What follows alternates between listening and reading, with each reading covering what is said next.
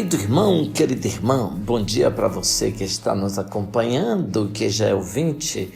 Que alegria chegar até você que é de Vitória da Conquista e cidades vizinhas. Bom domingo, dia da ressurreição para você. Eu sou Dom Josafá Menezes da Silva, arcebispo metropolitano aqui em Vitória da Conquista, na Bahia, chegando até você para refletirmos a palavra de Deus. Hoje são 7 de agosto de 2022, é o 19º domingo do tempo comum.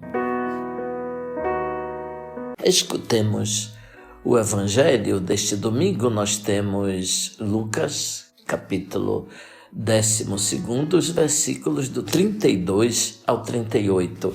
Naquele tempo, disse Jesus a seus discípulos: não tenhas medo, pequenino rebanho, pois foi do agrado do Pai dar a vós o reino. Vendei vossos bens e dai esmola. Fazei bolsas que não se estraguem, um tesouro no céu que não se acabe.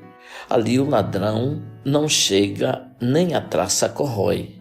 Porque onde está o vosso tesouro, aí estará também o vosso coração. Que vossos rins estejam cingidos e as vossas lâmpadas acesas.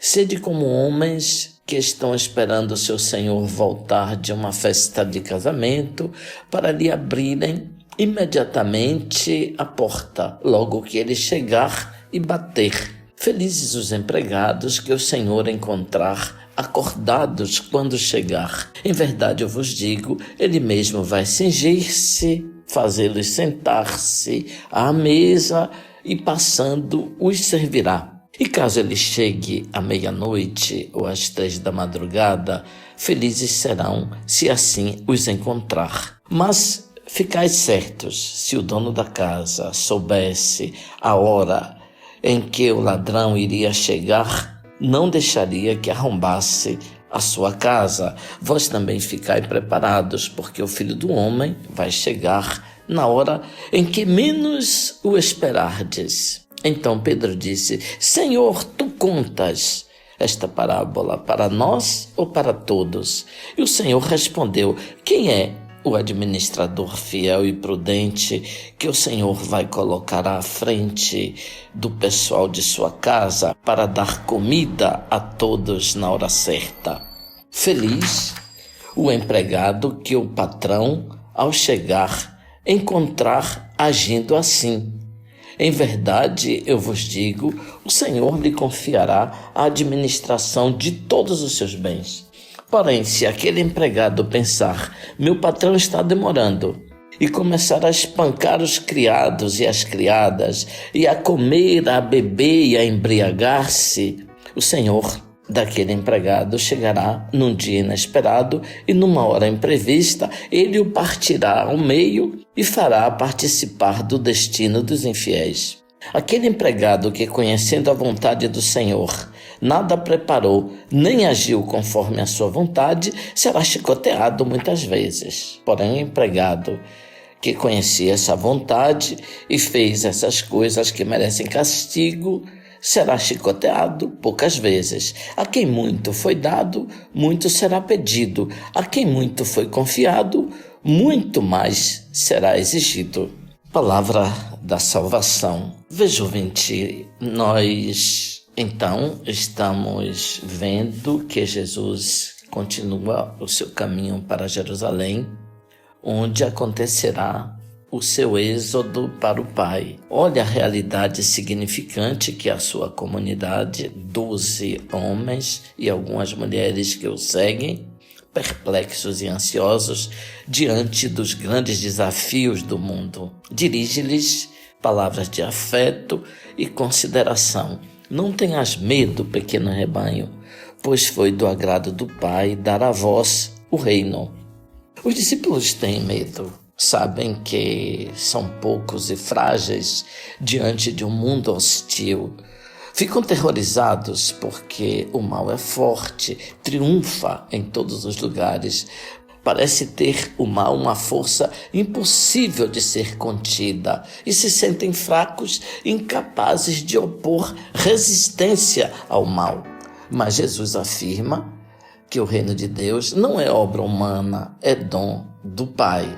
Essa pequenina comunidade é a comunidade cristã e ela está destinada a receber os dons de Deus. O seu reino significa que a comunidade, então, mesmo pequena, participa da salvação e dos bens que somente Deus pode conceder.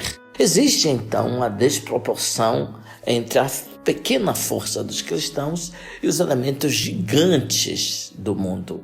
O dom de Deus, porém, vem em socorro dos discípulos pobres e poucos numericamente. As duas parábolas explicam, então, a entrega do reino de Deus para o pequeno rebanho e dizem que, para receber o dom de Deus, basta pouco renunciar a todos os bens e compartilhá-los com os mais necessitados, desfazer-se de tudo que se tem, dinheiro, terras, bens, não por desprezo, não por cinismo, mas simplesmente para compartilhar com os que nada possuem. O Evangelho diz, portanto, vendei vossos bens e dai esmola. Depois, o texto continua, que vossos rins estejam cingidos e as vossas lâmpadas acesas. No Oriente, os homens usavam roupas longas e dentro de casa eles deixavam, portanto, as diversas peças soltas. Mas quando iam trabalhar ou partiam em viagem, eles, portanto, se amarravam pela cintura, possibilitando melhores e maiores movimentos necessários para ir para outro lugar ou para fazer trabalhos. Quem põe o cinturão está preparado para trabalhar ou para sair em viagem. O cinto tem uma função de apertar a região central do corpo, a região do quadril, como se ali concentrassem as forças da pessoa. A imagem também recorda o trabalho pesado do passado, típico como exemplo o trabalho da roça, que exige força nos braços e nas outras partes do corpo. A moda masculina hoje não prevê mais o cinto, sinal de que estamos em outro tempo.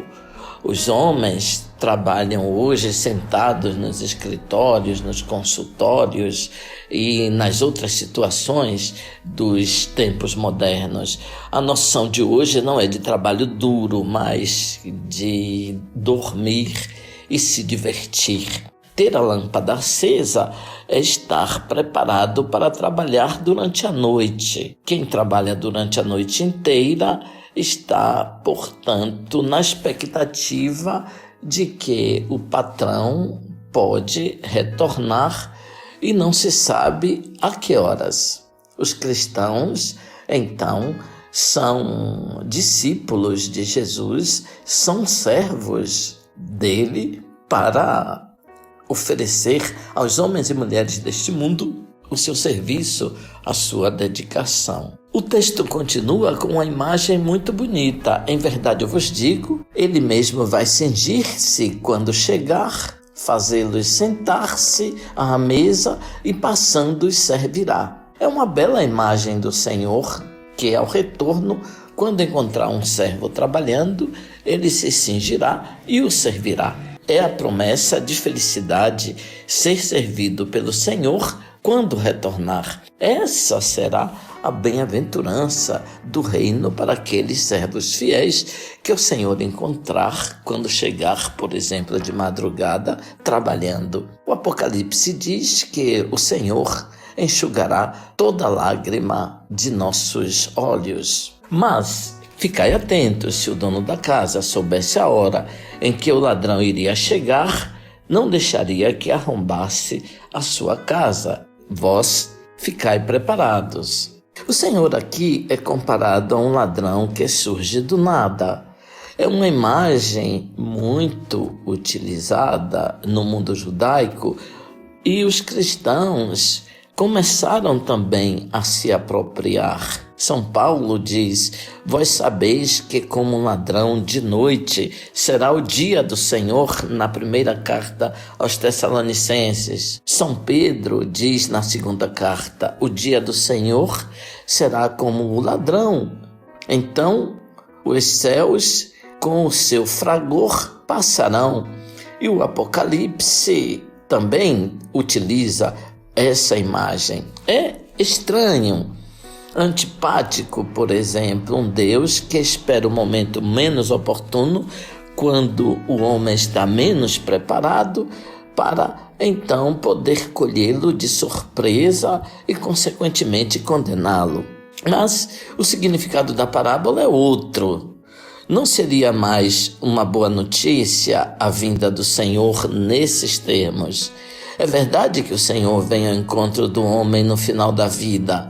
A vinda final é a mais importante que o Senhor realiza em sua relação com o mundo. É necessário que nós nos façamos encontrar preparados. No entanto, se analisarmos bem, não sempre a morte se comporta como um ladrão. Em geral, ela se manifesta por sinais bem precisos. Por exemplo, a velhice, as doenças, as dores, o enfraquecimento geral da pessoa humana. As vindas, então, improvisadas do Senhor são vindas que nos pegam de surpresa quando o Senhor se apresenta não para roubar, mas para nos salvar, para nos convidar a acolher o reino de Deus. A imagem do ladrão tem um tom, sem dúvida, intimidatório. O objetivo é conscientizar as lideranças e também o povo cristão de não perderem a oportunidade da salvação, que não se repetirá nunca mais. Então Pedro disse: Senhor, tu contas esta parábola para nós ou para todos? E o Senhor respondeu: quem é o administrador fiel e prudente que o Senhor vai colocar à frente do pessoal de sua casa para dar comida a todas as horas? Feliz o empregado que o patrão, ao chegar, encontrar agindo assim. A parábola, nesse momento do texto, se destina aos que na comunidade têm funções de responsabilidade. Eles são chamados de administradores, não patrões. Significa que eles têm nas mãos bens que não lhes pertencem e deverão prestar conta. Quem tem função deve se comportar como servo fiel e sábio que distribui no tempo devido a alimentação para os criados. Devem ser pessoas empenhadas no serviço generoso a favor dos irmãos e das irmãs das comunidades.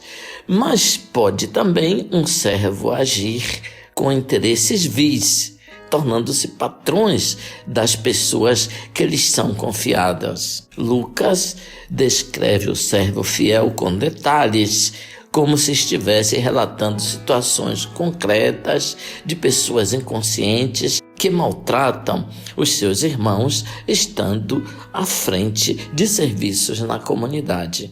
Ele quer chamar a atenção para o senso de responsabilidade. O risco dessas pessoas será aquele de serem deixadas fora do reino de Deus. O atraso e a indefinição da vinda do patrão fazem o servo perder o horizonte do retorno do patrão e, consequentemente, a perda da atitude de serviço. As autoridades têm necessidade de continuamente estar diante do juízo escatológico de Deus para que possam permanecer sempre e somente no serviço. Servos esperando o Senhor que vem são os cristãos. Mas, se este servo se coloca no centro da comunidade, afirmando a si mesmo e não fazendo com que os outros possam crescer, se esse servo pensa somente em comer, beber, sem compartilhar com os outros, se organiza somente o consenso em torno de si, conservando no coração os sentimentos de um tirano, para quem o outro é somente um instrumento de seu poder e de seu interesse, infeliz deste servo. Não pode ter medo quem sabe que o Senhor está próximo, que guia e orienta a igreja. As comunidades no tempo de Lucas eram compostas por pessoas pobres de meios econômicos e culturais. Nós não somos entre os ricos da sociedade. Um patrão parte de sua casa e confia os seus bens aos servos. A verdadeira riqueza dos servos é ter um patrão que se comporta assim, que lhe deixa todos os bens. Deus não nutre desconfiança em relação aos homens e mulheres deste mundo. Bem-aventurados os servos que o Senhor encontrar acordados quando ele chegar. Aquele servo que, conhecendo a vontade do Senhor, nada preparou, nem agiu conforme a sua vontade, será chicoteado muitas vezes. Porém, o servo que não conhecia essa vontade e fez coisas que merecem castigo, será chicoteado. O Evangelho se conclui com a imagem de chicotadas. Reflete um contexto social onde era comum se recorrer a punições severas e também cruéis contra quem não fazia o próprio dever. O Senhor não pune ninguém. A imagem quer sublinhar o quanto é prejudicial o comportamento das pessoas que têm função de liderança nas comunidades e se comportam de maneira negativa. Eles conheceram melhor do que os outros a vontade de Deus e agora estão se comportando de maneira contraditória. Eles têm grande responsabilidade e por isso, portanto, a advertência é séria com essa imagem das chicotadas. A fé é um modo de já possuir o que ainda se espera, a convicção acerca de realidades que não se veem, diz então a carta aos Hebreus na segunda leitura, o capítulo 11. O texto recorda o exemplo de Abraão e Sara. Quando Abraão foi chamado por Deus, tinha 75 anos, uma idade em que as pessoas preferem se retirar para gozar o merecido repouso. Naquela idade, ao invés, Abraão parte para uma terra desconhecida, sem mesmo saber qual terra era aquela e onde estava situada. Abraão confia cegamente no Senhor. Abraão e Sara tiveram um filho, Isaque, mas não uma multidão de filhos como o Senhor tinha prometido. Terminaram morrendo antes de ter chegado à terra que Deus lhe tinha prometido. Abraão e Sara viram somente pequenos sinais, início da realização da promessa, um filho frágil e uma terra contemplada de longe, mas eles acreditaram. Nós também, através de sinais pequenos, devemos ver a chegada do reino de Deus. Ouvinte, antes da bênção, eu queria lhe dizer que há mais de 40 anos a Igreja Católica no Brasil dedica o mês de agosto ao tema das vocações. Nós dizemos que agosto é mês vocacional. Quando dizemos vocação, pensamos que na igreja todos são chamados por Deus em Jesus Cristo e cada pessoa deve responder ao apelo pessoal do Filho de Deus. Por isso, a igreja, cada semana, recorda uma vocação. Essa primeira semana foi dedicada, portanto, ao tema da vocação ao ministério ordenado pela recorrência do dia 4 de agosto, São João Maria Vianney, patrono dos padres diocesanos. É o dia em que pensamos nos diáconos, nos padres e nos bispos. Em nossa arquidiocese são 63 padres que estão servindo ao povo de Deus nas paróquias e nos outros serviços pastorais. Nós temos 19 diáconos. Neste domingo, homenageamos, portanto, os que recebem o ministério ordenado. São servidores. No dia do ministério ordenado, as comunidades católicas manifestam seu apreço por esses seus servidores, diáconos, padres e bispos. E as comunidades rezam por eles. O Senhor esteja convosco, Ele está no meio de nós. Abençoe-vos, Deus Todo-Poderoso, Pai, Filho, Espírito Santo. Amém. Alegria do Senhor seja a vossa força. Ide em paz, o Senhor vos acompanhe. Louvado seja nosso Senhor Jesus Cristo, para sempre seja louvado.